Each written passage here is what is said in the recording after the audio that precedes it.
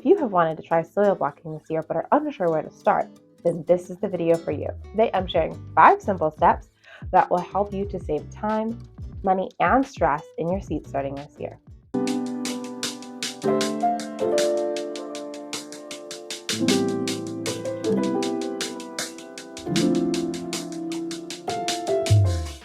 Let's address the elephant in the room. You might be wondering, what's the big deal about soil blocking?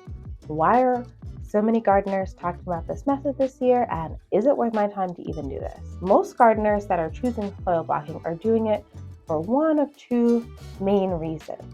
Either they're thinking about the health of their seedlings, or they're mainly focused on the environment and trying to reduce plastic waste. The reason that many folks believe that soil blocking is a way to get healthier seedlings is because of air pruning. So the idea is that in a traditional seed cell tray, the seedlings would grow, the roots start to wrap around the inside of the pot, and then they become root bound. This causes transplant stress and can create weaker seedlings when you go to put them out in your garden. Air pruning is what happens when there is space around the roots. So essentially in a soil block, because there is no plastic container, nothing that's holding those roots in, the roots are going to keep growing out until they get to the edge of the soil. And when the roots touch the air, that's going to be their signal, their natural signal that says the soil stops here, and they're going to prune themselves. And so the roots will not do that circling around. You won't get root bound seedlings. And that is one of the reasons why folks think that starting in soil blocks is a way to get healthier seedlings. So things that you would normally only direct sow because they don't like to have root disturbance could be started in soil blocks and then more easily transplanted outside because you wouldn't have to disturb their delicate roots. Okay, reason number 2 why people are so crazy about soil blocking this year is plastic waste reduction. You may have heard in the past few years, if you've been watching any of the news stories, that we have a plastic pollution crisis. Cue photos of giant trash islands in the ocean. It is terrible. And folks who love nature, folks who love the earth, obviously a lot of them don't want to contribute to that crisis of plastic waste. Using something made of plastic, so a non-renewable resource, and then using it for only a short time and then throwing it away, obviously it's not great for the planet. So many folks are shifting to soil blocking so that they can have their soil blocks. They don't need as many plastic containers. And some people are even going as far to use no plastic at all. And there are a couple ways that you can do this, which I'll get into as we start talking about our seed starting method. If you wanted to do this without using any plastic at all, it is absolutely possible.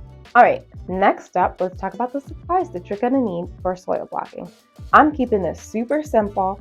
There are a lot of tutorials out there online that have really complicated recipes for how to do soil blocking. But for me this year, I am new to soil blocking, and so I'm trying to keep it simple. And I want to keep it simple for you too, in case you are also just starting this for the first time.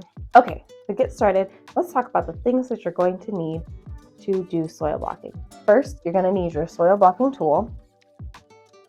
These can be quite an investment to purchase, so I would suggest trying to thrift one if you can. Buying them new, they are about $50 a pop on almost every website that I've searched. Secondly, you're going to need some sort of bucket or bin to mix your soil in. A lot of folks will recommend using something with a flat bottom so that you can use that to press your tool into when you're making your soil blocks. You're going to need some kind of tray with a flat bottom. I am really excited because I just got in the mail these seed starting trays. I bought these from Epic Gardening. They are their Epic seed trays or something like that. Essentially, this is a plastic seed tray, but they're made very sturdy and can be reused many, many, many, many times. You see, they don't fold, they don't bend, or they're not floppy at all. I really think that this is an item that's going to last me a really, really super long time and be worth the investment and the plastic, obviously, that was necessary to make it. Cool thing about this is that I can create my soil blocks here onto this tray and then carry them around really easily because this tray is nice and sturdy. If you have some seed starting trays already left over from last year's garden, the bottom tray that doesn't have holes in it, you can use that to hold your soil blocks. If you have any of those flat trays that food comes in, whatever you have that's a flat surface tray, is something you could use to put your soil blocks on. You could even use, like if you thrifted some old baking sheets or cookie sheets and you didn't want to use those for baking for whatever reason, let's say you got some old ones that you're getting ready to get rid of and replace, that would be a flat thing that you could put your soil blocks on. Just something flat, easy to carry, sturdy, you could use that. So get thrifty, get crafty. There's a lot of different ways you can do it. You're gonna need soil and water, and optional if you wanted to use some fertilizer or something, you could mix that in, but I'm gonna try and keep it super simple for today. Next, you're gonna need to mix your soil for your soil blocks. This is the point at which I got lost in basically every tutorial that I watched on the subject before I started doing the soil blocking project. Many very impressive farmers and commercial growers have worked out these really intricate recipes for how to do soil blocks that require, honestly, very expensive and hard to find ingredients. I love to watch Blossom and Branch Farm for their regenerative practices. I get so much great inspiration from seeing their flower farm, but one of their recipes requires things like green sand, and another one that she used wool, like the seconds wool from her sheep. Those seem cool, and her seedlings did look awesome. But I don't live on a farm, I don't have sheep, I have no idea where to get green sand. I mean, what even is that? I did also see out there that there's some folks doing soil blocks with just soil, and I know that you can do that too. For today's video, I am keeping it simple, just using this potting mix that I got at Target, because I feel like that's something that most people would have access to. You don't have to buy the same type of seed starting mix that I bought. Just buy the best quality potting mix that you can find in your area. You can find it peat-free, that's even better. But you're gonna look for something with a light and fluffy texture and not a lot of big chunks in it. If you have something with a lot of chunks in it, you probably are going to need to sift those out, because you need something with a really consistent, smooth texture, kind of like a fine soil, so that the blocks will stay together.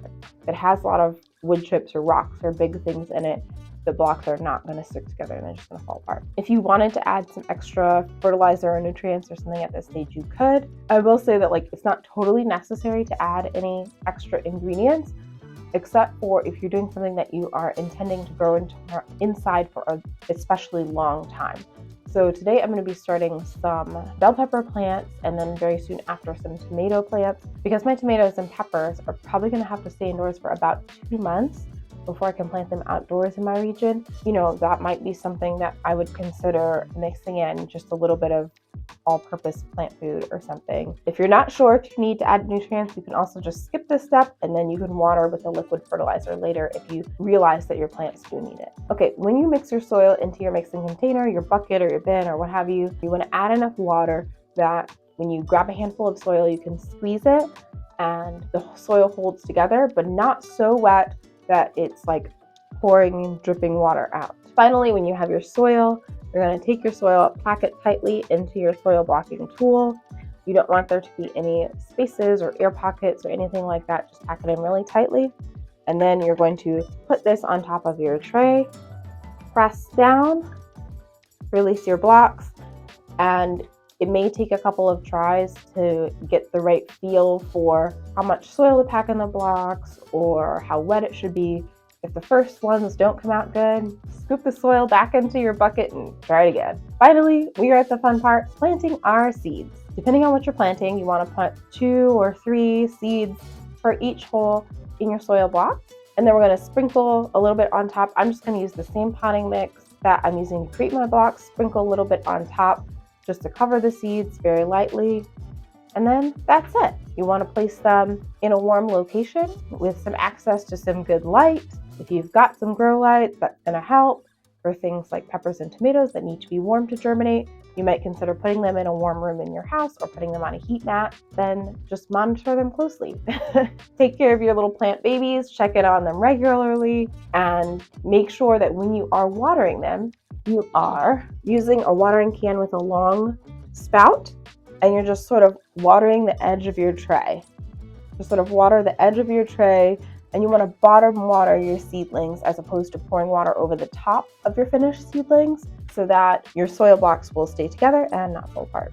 And that's it. Soil blocking the easy way. All you need to do is gather your supplies, mix your soil, press out your soil blocks, plant your seeds, and then give them lots of love and keep them healthy. Let me know in the comments Have you ever tried soil blocking?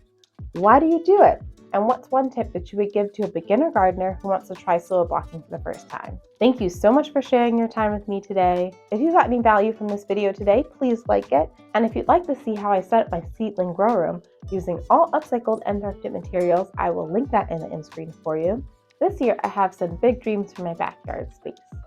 I want to add some raised beds for fruit and vegetable garden, start composting, and add some landscaping with native plants, so that I can transform my backyard into a haven for local wildlife and a place of beauty and bounty for me to enjoy with my friends and family. If you would like to follow along on my journey, don't forget to hit the subscribe button and ring the notification bell so that you can be the first to hear about all of my upcoming videos. Until next time, friend, happy gardening. Bye.